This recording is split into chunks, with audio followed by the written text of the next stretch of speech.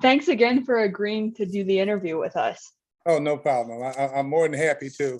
I guess we'll begin with what's your name, and should we call you Mr. Hines or Dr. Hines or? No, Mr. Hines will work. I mean, that's all I heard when during my teaching career. My birth name is Kenneth Earl Hines, okay? So since I was probably in middle school, forever, my family has called me Kenny, okay? But then, I started spelling it different when I was in like middle school. My mom passed away maybe about 12, 13 years ago, but I can remember one of the things she said probably in her last 10 years of life. She said, well, if you want to change your name, it'll be all right with me. And I told her, nope, that's the name you gave me. But I write under Keni Hines, but my license say Kenneth Hines. And what got you started in the whole topic of Black studies or African American studies? Well, I've always been interested. I don't know if did either one of you ever go to my website? There's a little short video on my website called Educate and Uplift.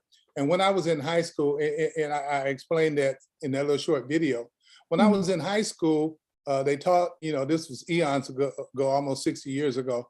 I was in the ninth grade, they taught world history. And they had this big, thick, green world history book, but maybe 2 or 3 pages on Africa and Black people. So there was very little, and I can remember wondering out loud, what happened to Africa? What happened to Black people? And so anyway, long story short, I've always been interested in history, and in particular, Black history. And so I belong to two different, I was born in North Carolina, Elizabeth City. My parents migrated to Detroit when I was 3. My wife and 3 kids moved to Houston when I was 30. So I had always read, I got a pretty extensive library on Black history.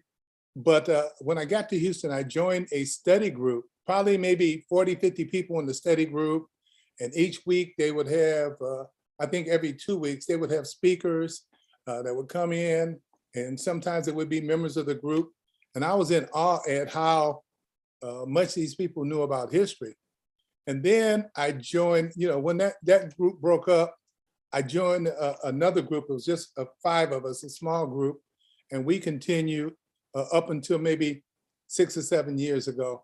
And what happened with the small group is that there was one person in particular that probably knew twice as much about Black history or African history as I did. And I used to tell him, and I've told other people, why don't you write a book?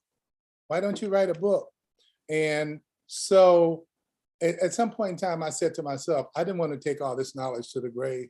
I had a lot of information that I wanted to share with people. And so the idea came to me about 20 years ago when I read this history chronology, but I probably didn't act on it to about 15 years ago. And it took about 12 years to do the research and writing. And then another 3 years because I did everything out of my own pocket. So it took another 3 years to get it formatted, to buy the pictures, have the maps drawn, everything. And then I was expecting the book actually to be out by maybe 6 or 7 months ago. But I don't know if you keep up with the news, there was a supply chain shortage coming from China, and I had my book printed in China. So I was expecting it to be out earlier than this. I hope that answered your question. It does. And speaking of your book, we know that you wrote a book, A Global History of Blacks in the 19th Century. So can you tell us what that process of writing that book was like? Because I'm sure researching and condensing a whole century's worth of information has to take a lot of time, research, and effort. So do you mind just telling us a little bit about what that? Yeah, well, originally when I started, I said I was going to, in one book, I was going to do from the 15th century to the 20th century. And I was going to include it all in one book, but I started getting so much information. At some point, I realized that was too much to go into. So I just chose 1 year, relevant information in the 19th century that if you understand what was going on then, it better helps you understand what's going on now.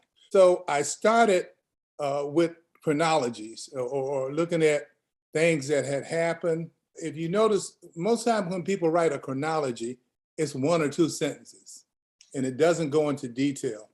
So I took the strongest things that had happened throughout the century. And then as I was reading and researching and studying each particular event, some other things would come up. I would cross other things that came up in history.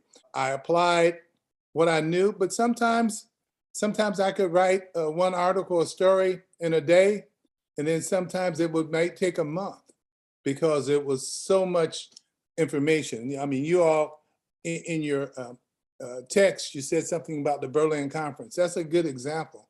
I mean, there was just so much information about that, and I tried to make it as concise as I could. One of the things that I noticed in teaching is that a lot of students didn't have what we used to call reading stamina, meaning that they couldn't hold a thought in a particular story, short story, or novel for a long period of time. So I tried to break this up into small chunks that were related. That makes sense. And just as a follow-up to that, you kind of talked about how understanding the 19th century helped us understand now, but do you mind elaborating on that concept a bit?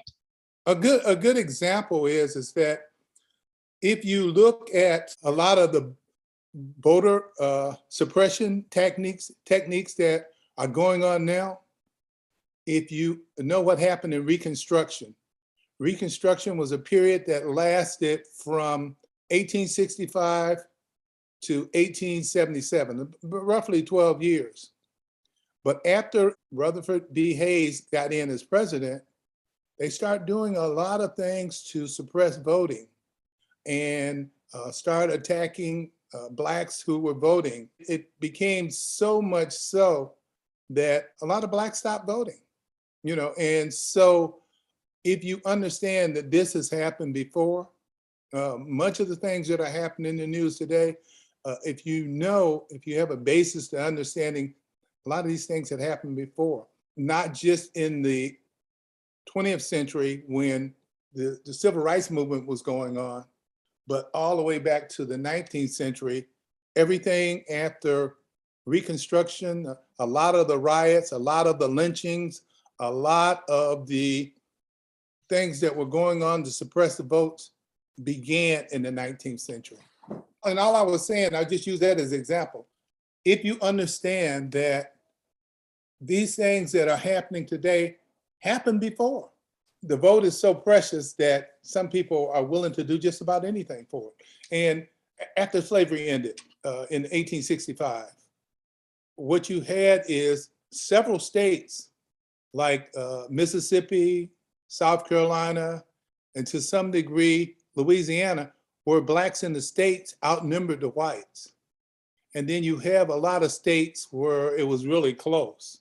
During Reconstruction was when we got our first senators, we got our first representatives. You even had one Black governor of Louisiana. But after Reconstruction was over, they were able to suppress the vote, and then all of those Black congresspeople and government officials were basically kicked out of office. I can definitely understand the connection better now and what you Okay. were talking about. Our first question we were thinking of asking was about the Haitian Revolution, because in your book you were talking about how it was one of the main things that happened at the very beginning of the 19th century and how that kind of influenced a lot of what was going on there. Well, if you notice, if you go back, there were actually three revolutions going on almost simultaneously. One overlapped the other one. First, the American Revolution, then the French Revolution, and then Haiti was, at that point in time, San Domingo. There were two islands. There were two countries on the island, on the same island, Hispaniola. They both were San Domingo. One was spelled French and one was spelled Spanish. Well, Haiti was very, very valuable. The money that France got from Haiti, the amount of resources, financial resources they got from Haiti was more than all the 13 colonies combined. It was also, so it was a very rich soil, doing very well. And in the Haitian Revolution, there was actually three groups. There were wealthy white plantation owners, there were free blacks, and there were enslaved blacks who all wanted to get from under the yoke of the French monarchy. So while the French Revolution was going on, it gave them the idea to do the Haitian Revolution. But it was mainly blacks who, you have to understand that slavery wasn't a monolith. It was different in different places. So in the United States, for example, you might have a mother here and a child on this plantation, or mother on one plantation, husband on another. You might have a lot of different people from a lot of different countries who didn't necessarily even speak the same language. So what happened is in Haiti, though, and in much of South America, they would bring them in big lots. So the people all spoke the same language. Most of them weren't Christian. Some of them had fought before. Some of the people in Haiti had even fought in the American Revolution. France fought in the American Revolution on the side of the Patriots. And because they had soldiers in Haiti, they brought some of them over. So you had people who knew how to fight. You had everybody on the island agreeing, even though they didn't always agree during the revolution, but you had everybody agreeing that they wanted to be freed from France, and for different reasons. And so you had this 12, almost 13-year struggle go on. Really, I would say we just don't know the value of Haiti. That's the best way to say it. Because Haiti fought French, the Spanish, and the British. Because at different times, different ones would come over and think, well, we could take over. Since they defeated the French, then the British thought they could come over, etc. The Haitians were very smart people. They would switch sides. They would on one time be on the side of the French, another time they'd be on the side of the British, because the French and the British were fighting each other. And so they outplayed each other. It was a very brutal war. Towards the end of the war, they took a scorched earth approach, burned everything down, and told all the whites except for the members of the clergy who were Catholic priests and the educators that, hey, look, if you don't leave, we're going to kill you. But more than that, what Haiti did is it weakened France to the point that it had to sell the land that we call the Louisiana Purchase. When Jefferson was president at that point in time, and when he sent an envoy over there, he was only trying to buy land at the mouth of the Mississippi, because France owned all of that Orleans area, and he was trying to buy that. At that point in time, the United States ended at the Mississippi River. If someone says, I'm from the Midwest, okay, Detroit, Chicago, Wisconsin, those areas are considered Midwest. Well, back then it was the Midwest, because we only went to Mississippi, okay? And so the idea is that we're gonna go over to France and we're gonna buy this area at the mouth of the Mississippi, basically where New Orleans is. So ships couldn't come up the Mississippi River, or troops couldn't come up there and attack us. So they went over there to buy that. And in the interim, they were offered to sell, France offered to sell to the US all of what we call the Louisiana Purchase, which basically went from the Mississippi River to the Rocky Mountains. And at 3 cents an acre, it ended up being like $15 million. That's how that came about. Haiti played a real strong role in that. It also played, what a lot of people don't know, a strong role in freeing South America from Spanish rule.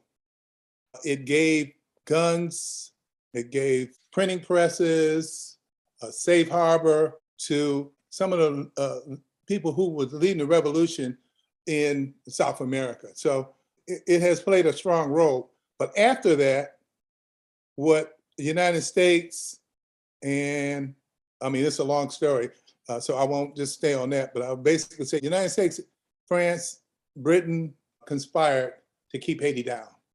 And you can even see that today, again, understanding history. When the Haitians came over came up through Mexico, they sent them right back to Haiti. And at the same point in time, 100,000 Afghanis, or Afghans, I think it's called. About 100,000 Afghans were brought here as immigrants. So it's still going on with Haiti. Haiti is still being suppressed. Okay. Now, I know you mentioned a little bit about the Louisiana Purchase. So how did the U.S. slave trade grow because of the Louisiana Purchase? Okay, basically, as you gain more territory, you need more slaves to clear that territory. So it helped to bring in, now certainly not all of it, because there were some laws in some of those areas that you couldn't have slaves, even though they end up breaking that. But as you gain more land, you need slaves to clear the land, especially if you're going to farm or ranch, okay? Because, you know, most of that land was barren or virgin territory that, you know, you had trees that maybe a couple 100 years old and everything. So you needed someone to come in and clear the land. Okay, that makes sense. Thank you. Okay. Yeah. That kind of happened, but then also industrialization was growing, I think, in the 19th century. And Right. how did that impact both like Black people in the US, but also just in the world in general? Especially in Western Europe, I would say mainly Britain, France. What happened is, think about it like this, okay? You got a cobbler making shoes, okay? I'm just giving you an example, but you can put it in a lot of different areas. You got a cobbler making shoes, and he can make one pair of shoes a day, okay?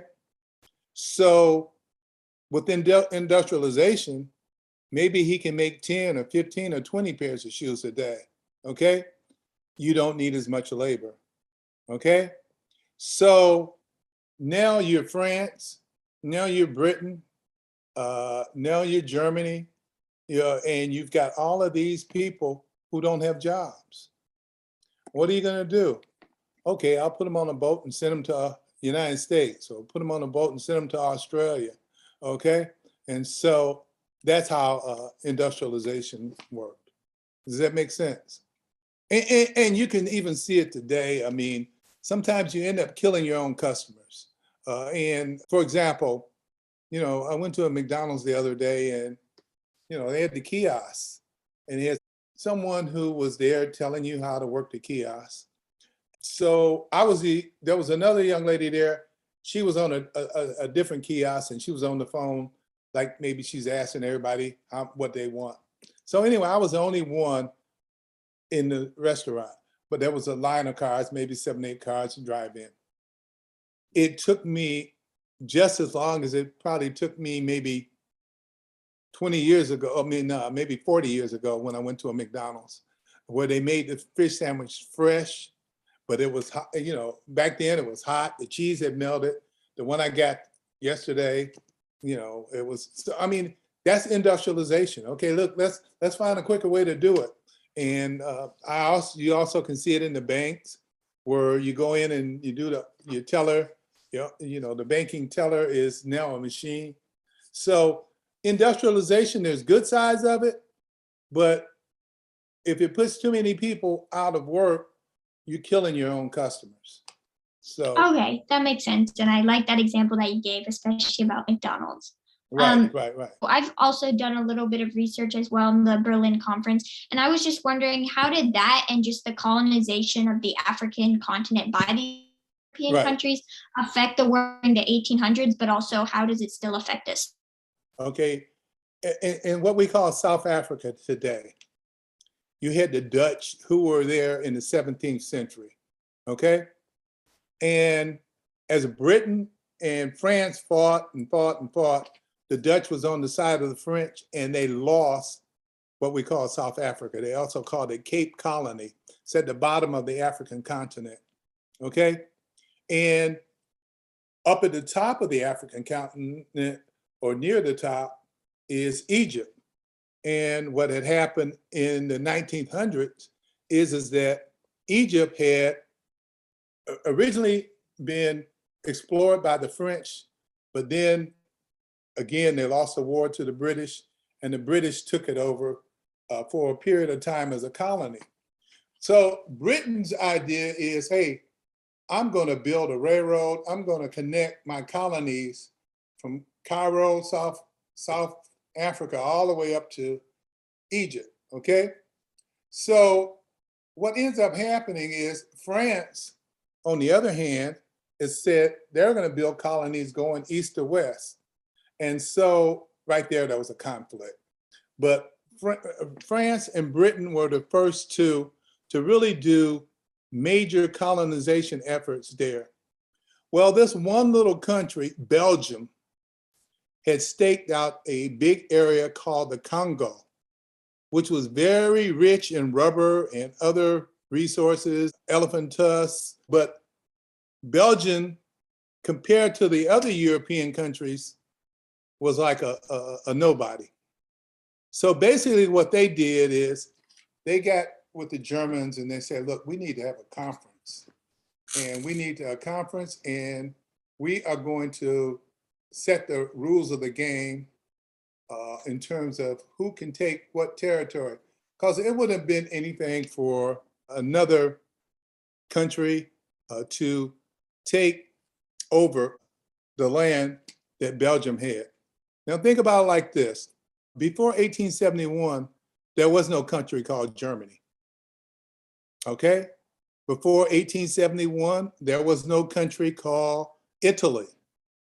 Okay? So now you had German states inside of Prussia, and you had a lot of states that used to be part of the old Roman Empire. And so by 1871, both consolidated, and you have Germany and you have Italy. But they are late to the party. Britain and France have grabbed up a lot of territory by then, okay? So what you, and I'm gonna go forward and then come back. If you go to World War I, which I don't think I put in the book, but World War I was an offshoot of the Berlin Conference because you got Germany and Italy still upset that they really are not able to get a foothold in Africa like the rest of them. So anyway, when you have this conference, you got 16 European nations, and the United States was part of the conference also. Now, the colony that United States came up with was Liberia. And there were only two countries that were not taken, Liberia, and the other one was Ethiopia. Now, if you look at Ethiopia today, they're still trying to take Ethiopia, and Italy is still attacking Ethiopia through Eritrea and other countries. So a lot of the stuff that happened then is still going on. They all got together in this conference, and which lasted about 3 months. And they basically divided up. Sometimes you'll see it as a scramble for Africa or the partition of Africa, but they divided all this stuff up. But even what they came up with at the conference wasn't cast in concrete. They kept going back and forth with borders and arguments and disagreements until World War I. I hope that tells you in a nutshell. I left out a whole lot. Right. No, that's okay. I know it's a very, What you say? I didn't hear what you say, Adalia. I said it makes sense. It's also like we don't, even in class, we don't talk about even the generalized topics like the Berlin Conference. I don't remember hearing about that in my history class. So it's awesome to hear about even the super broad topics we're talking about now. Yes, okay. for sure. Yeah, learned about this in my AP Human Geography class, so that's why I was wondering about it. Okay, yeah. Yeah. And what happens is that our country, for the most part, does a disservice, a big disservice in terms of explaining history and teaching history. And what you'll find is the people who write history are generally very good writers, and they'll word things in such a way, if you don't look at exactly what they're saying, they can give you the wrong impression. They can skew you, and you think things happen one way, and they happen a totally different way. We're actually talking about this in my class about how history systems, especially, can paint people as heroes and villains when it really can be the other way around sometimes. So I just thought that was interesting how you phrase that, for sure. Right. So, yeah. Good example. I don't know if I didn't put a lot of pictures and maps in there, but I put them in there when they were almost totally necessary, except in a couple of cases, but one of the pictures that I put in there, and it was actually a painting, an actual painting of Beethoven. And a lot of people would say, people say, you mean to tell me Beethoven was Black? Well, yes, he was Black. I mean, if he was in the United States today, he was Black. Obviously, he had, some European blood also, but he was considered Black. When you look at, if you Google him, you'll get this guy with his frizzy hair, and it's a drawing. It's not even a picture of him. The painting I put of him was one of two paintings that was done actually during his lifetime that shows exactly how he looked. So historians can be tricky in a lot of different ways, Yes, that's so interesting. I'm gonna have to look at the book afterwards and also look at do some research about that, because I would love to learn more about that. I didn't know that myself, so really goes to show. And because I was teaching students how to write, I taught my students how to document everything they said, so in writing, and then you don't have to worry about it. I didn't put my opinion in. I mean, in the introduction, the first 2 pages, that was opinion. But after that, everything was just the facts. When there's writers who can make it very clear what's a fact and what's their opinion. And I thought you did a good job with what I was skimming over in the book, for sure. Okay, yeah, and that comes from my teaching experience. And yeah, as a teacher, you have to break it down so your students can understand. For sure. What subject did you teach? Were you an English teacher or a history teacher? I was an English teacher. I Nice. taught, after I retired, I taught at a private school, or actually it was a charter school. I taught some history, world geo, but for the most part, no, I taught English. And I say my knowledge of English was just as valuable as my knowledge of history, because I published a book myself, but had I went through a traditional publisher, I'm pretty sure they would have changed a lot of it, And I mean, I had editors, and it's not like it came out of my pen or my computer perfect like that. I mean, some things had to be changed, but basically knowing how to write was a big plus. I was surprised neither one of y'all asked me about my educational background. Yes. In a nutshell, I went to school, Wayne State University, graduated with a degree in journalism, worked for a while as a editor of company newspapers, and then moved to Houston, started my own newspaper for the medical industry. But my wife was in law school, and I left out the fact that I went to graduate school also before I moved to Houston. I have a graduate degree in business. So I taught in college for a while. I mean, again, my wife was in law school. We had 3 small kids, so I didn't stay in business long. Didn't have enough money to sustain it. But later I taught in college, taught marketing and management, didn't enjoy the subject matter, enjoyed teaching. And then I taught in, let's see, how many, about 25 years, taught English. And during that time, I was writing too, also. Thank you so much. And I think time is just about to run out, so perfect timing. But Okay, thank you so much. I personally learned so much. Okay, Adalia, and okay, Aaliyah. Thank you both, and take care. Thank you so much for the interview. Okay, sure. Okay, Bye-bye. goodbye.